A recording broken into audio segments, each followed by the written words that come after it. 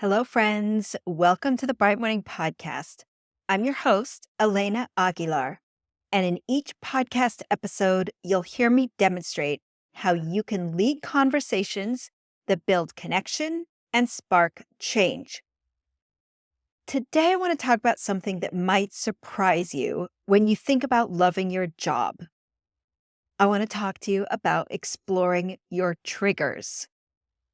You might be wondering, Elena, why are we discussing emotional triggers in a conversation about job satisfaction? And that's because I have discovered that our triggers are actually portals through which we must pass if we truly want to thrive in our work. So think of triggers as trailheads into our psyches.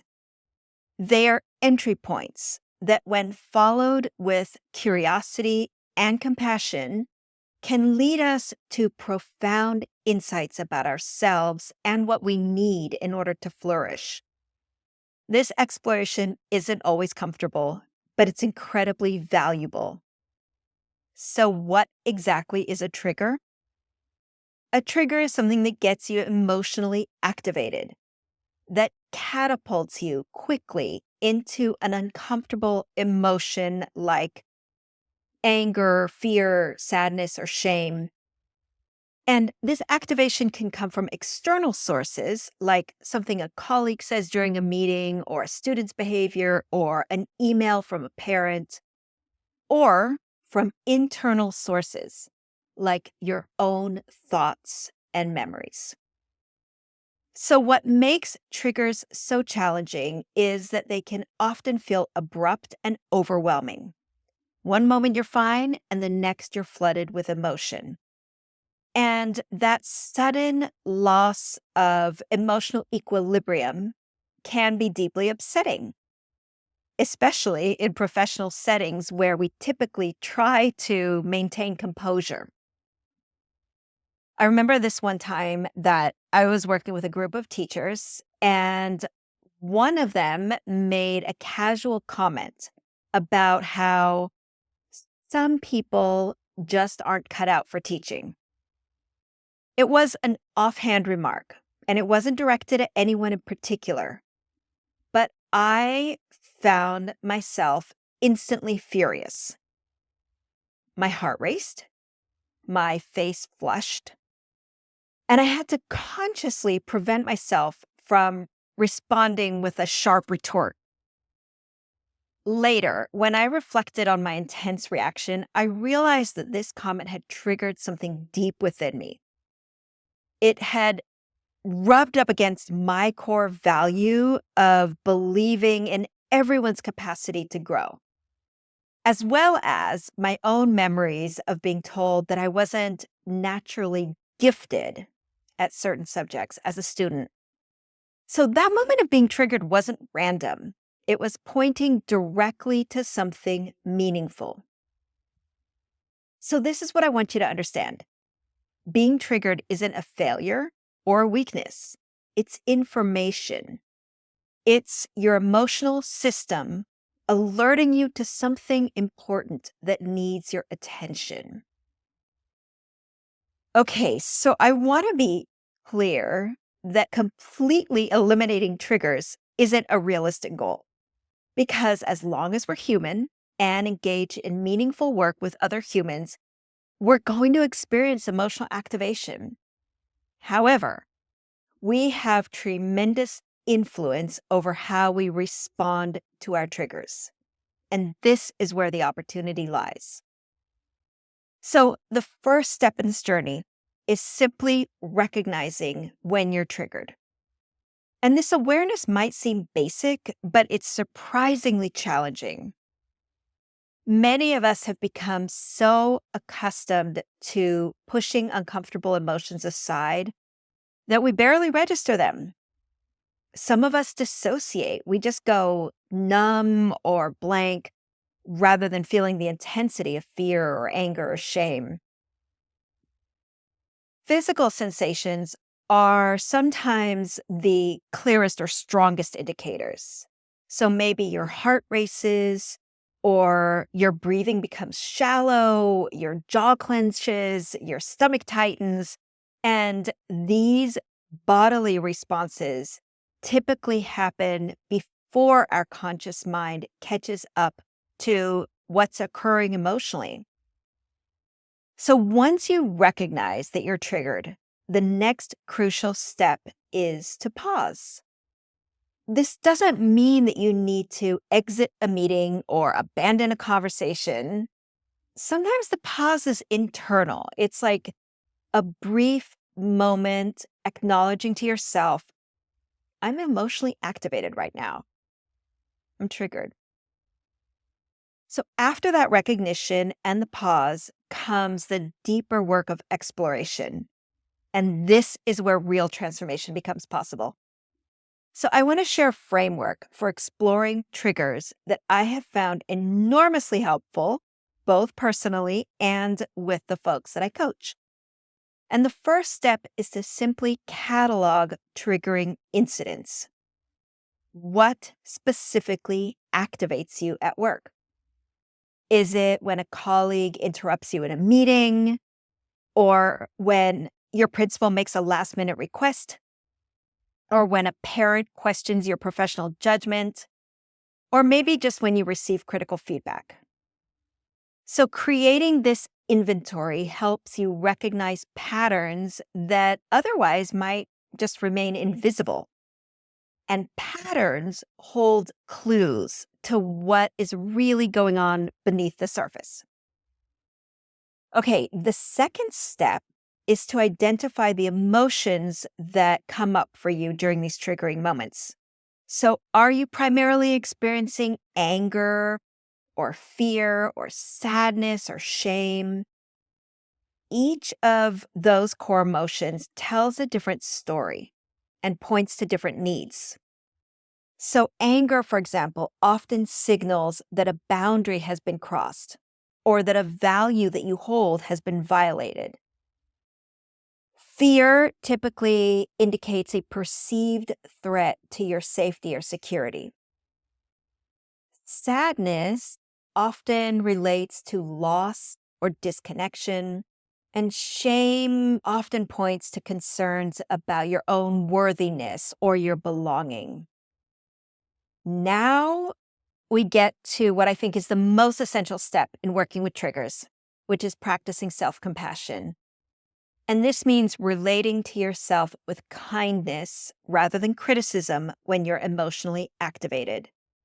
So many of us have an inner voice that says things like, why are you so sensitive? Or, you shouldn't let this bother you. Or, what's wrong with you that you can't handle this? And this inner critic compounds our suffering when we're already in an activated state. So self-compassion offers an alternative. And it might sound like, this is hard. It makes sense that you're feeling this way. Or you're doing the best you can in a challenging moment. Or even simply, I've got you. I'm here, I've got you. So having a simple phrase that reflects self-compassion can be transformative when you are in the middle of being really triggered. It just brings in enough internal safety for you to be able to pause and then later to explore what's happening rather than shutting down or acting out. So, with this foundation of self-awareness and self-compassion, you can begin to analyze your triggers through different lenses. And two particularly helpful frameworks or lenses are the core values and the core human needs. So when you look at your triggers through the lens of values, you can ask yourself, what does this emotional activation reveal about what matters most to me? So perhaps being interrupted in meetings triggers you because you deeply value respect and being heard. Or maybe last minute changes activate you because you value preparation and thoughtfulness. Through the lens of core human needs, you could ask, which of my fundamental needs feels threatened or unmet in these triggering situations? Is it my need for autonomy and choice, for competence and growth, for belonging and connection, for purpose and meaning? When you consistently analyze your triggers through these frameworks, profound patterns typically emerge. And these patterns contain vital information about what you need to thrive in your work. So, let me give you a concrete example.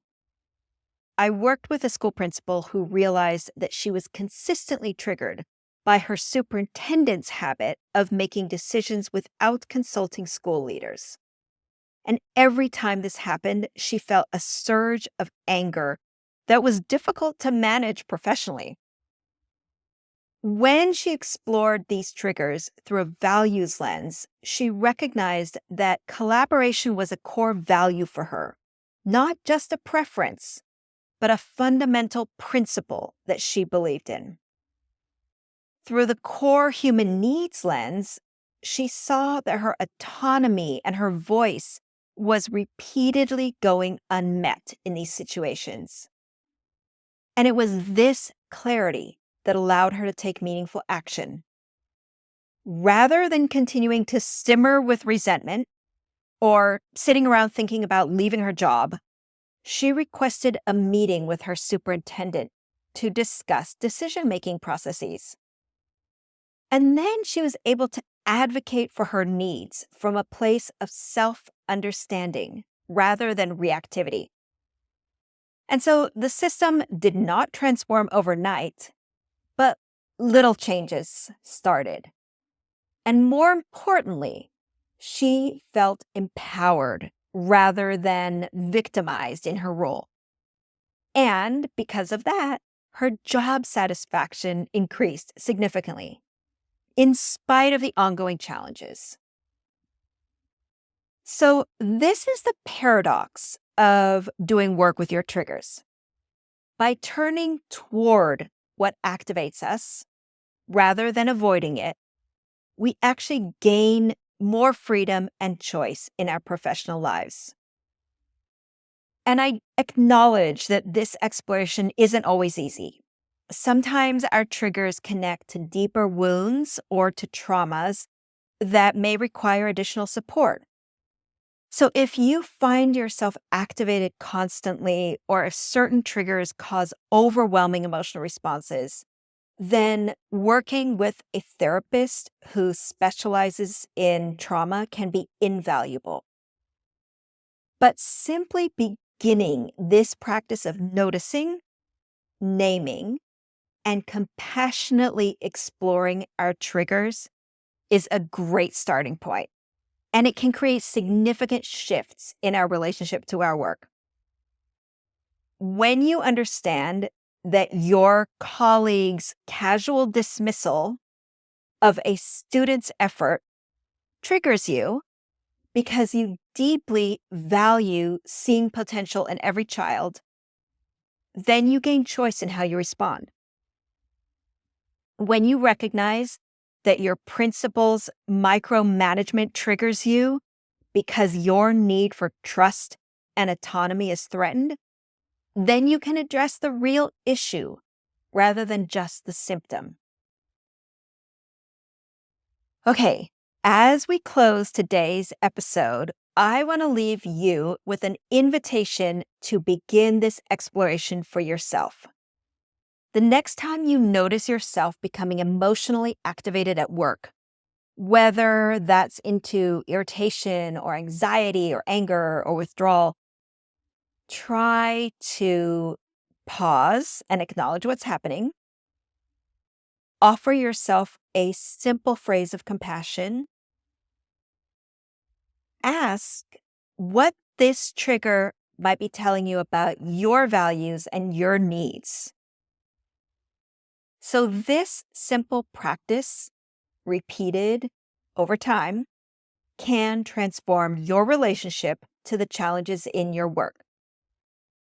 Rather than seeing triggers as obstacles to loving your job, you might begin to see them as signposts that point you toward what you truly need in order to thrive. Now, if you're interested in diving deeper into this work, I've created a comprehensive skill session in our coaching learning library that guides you step by step through the process of exploring triggers. The session includes practical reflection tools, detailed frameworks for analysis, and strategies for transforming insights into meaningful action. For a deeper dive into working with emotions in educational settings, I also recommend Chapter 8 of my book, Arise, where I explore patterns and triggers in even greater detail. So you can also visit brightmorningteam.com for more resources to support your growth as an educator and leader. All right, folks, that's it for today. Thank you, Leslie Bickford, who is the podcast producer, and also thank you, Stacey Goodman, who does the sound engineering. Take care, everyone.